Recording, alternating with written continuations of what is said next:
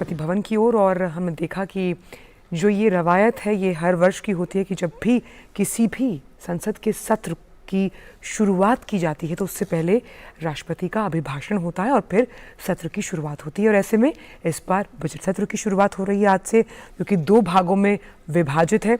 और सबसे अहम बात यह है कि आज आर्थिक सर्वेक्षण पेश किया जाएगा। तो आइए सबसे पहले निगाह डालते हैं कि जो सबसे बड़ी बातें आज अभिभाषण में राष्ट्रपति द्रौपदी मुर्मू ने कही हैं वो किस तरफ इशारा करती हैं। उन्होंने साफ तौर पर कहा कि मेरी सरकार ने यहाँ पर जो वंचित लोग हैं उनके लिए काम किया है। साथ ही उन्होंने कहा कि अब गरीबी हटाओ एक नारा नहीं है बल्कि ऐसा किया गया है, यानी कि यथार्थ के धरातल पर लाकर गरीबों और वंचितों को मुख्य धारा में शामिल किया गया। एक बार फिर से रुक करते बड़ी बातों का। 2047 तक आत्मनिर्भर भारत का निर्माण करना, 2047 तक गरीबी से मुक्त भारत का निर्माण करना, ये राष्ट्रपति के अभिभाषण की बड़ी बातें हैं। विकसित भारत के निर्माण में सबका योगदान चाहिए, काफी अहम जो राष्ट्रपति ने कहा। और आज हर भारतीय का आत्मविश्वास जो है वो शीर्ष पर है। दुनिया भारत को एक नए नजरिए से देखती है क्योंकि भारत का कद लगातार वैश्विक मंचों पर बढ़ता हुआ आज दुनिया अपनी समस्याओं के समाधान के लिए भारत को देखती है, सोल्यूशन प्रोवाइडर के तौर पर देखती है। भारत में जो डिजिटल नेटवर्क है, जो तैयार किया गया डिजिटल नेटवर्क है, वो सशक्त हुआ है, स्ट्रांग हुआ है। भ्रष्टाचार से भारत को मुक्ति मिली है, चाहे हम रेड टेपिज्म की बात करते हैं उसको लेकर। साथ ही आज भारत में विरासत के संरक्षण के साथ साथ आधुनिकता को भी बढ़ावा मिला, यानी कि नित्य नए नूतन और पुरातन के साथ हम आगे चल रहे हैं। अपनी वैश्विक भूमिका को लेकर आगे बढ़ने वाली सरकार आज काम कर रही है, यानी कि वैश्विक लेवल पर भारत का डंका लगातार बोलता हुआ।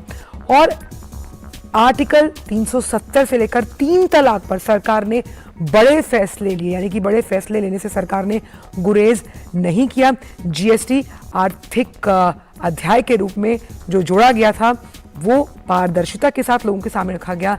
डीबीटी के जरिए 300 से ज्यादा योजनाओं का पैसा सीधे लाभार्थियों के खाते में, किसी बिचौलिए का कोई रोल नहीं इसमें।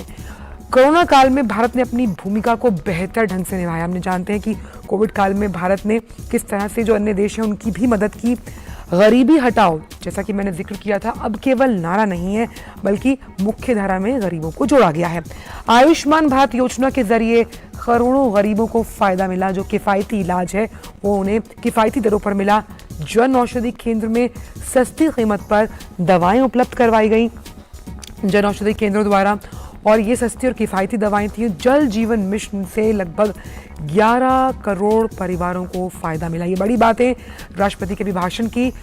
और करीबन 3 करोड़ से ज़्यादा परिवारों को उनका अपना आशियाना पक्का घर मिला।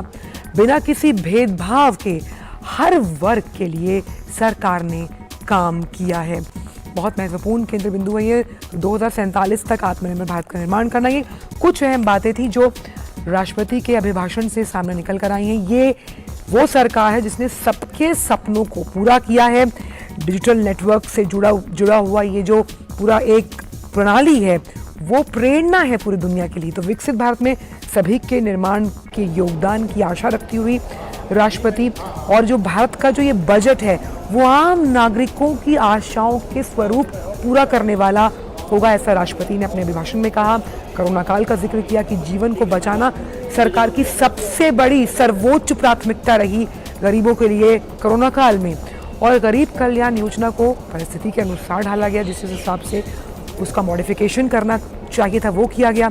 तकनीक की मदद से जो योजनाएं हैं वो ज़रूरतमंदों तक कैसे पहुंचाई जाएं ये सुनिश्चित किया गया।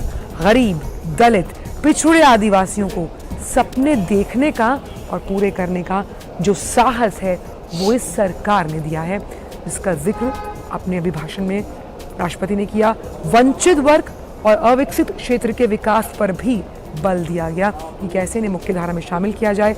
जो छोटे व्यवसायी हैं, एमएसएमई हैं, उनकी आर्थिक तरक्की के लिए आसान किस्तों पर कैसे ऋण उपलब्ध करवाया जाए, इसे भी सुनिश्चित किया गया। 11 करोड़ छोटे किसानों को सशक्त बनाने के लिए कई योजनाओं के जरिए बड़े बड़े कदम उठाए गए। फसलों के एमएसपी में वृद्धि का जो साहसिक फैसला था वो लिया गया। साथ ही आदिवासी क्रांतिकारियों को सही सम्मान दिया गया, यानी कि इतिहास में जो जगह वो डिजर्व करते थे वो उन्हें दी गई।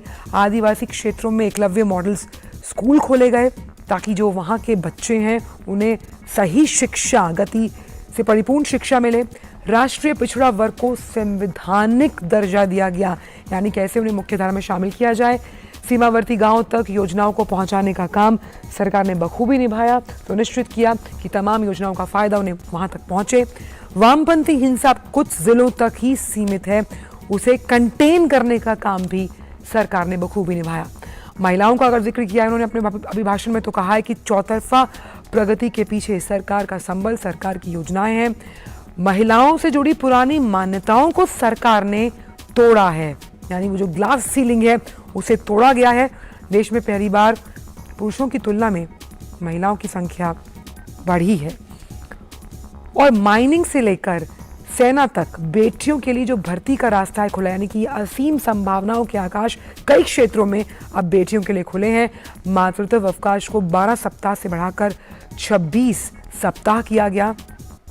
मुद्रा योजना की जो 70% लाभार्थी हैं, आप समझिए कि वो महिलाएं हैं। एक को अगर फायदा मिलता है महिला में, तो पूरा घर जो है वो फायदे में रहता है। अयोध्या धाम और आधुनिक संसद भवन का निर्माण जो है वो मिशन मोड में किया गया। स्पेस पावर का जिक्र किया है राष्ट्रपति ने कि भारत दुनिया में स्पेस पावर बन रहा है। स्पेस जो सेक्टर, इसमें असीम संभावना है। मिलेट्स को प्रोत्साहन देना किसानों के हित में। मिलेट ईयर, मोटा अनाज जो ये साल है जिसे डेडिकेट किया गया है। ड्रोन टेक्नोलॉजी और सोलर पावर से किसानों को मजबूती मिली है। तो ये बड़ी बातें हैं राष्ट्रपति के अभिभाषण की। जलमार्ग, बंदरगाहों में भी नेटवर्क जो है वो मजबूत हो रहा है।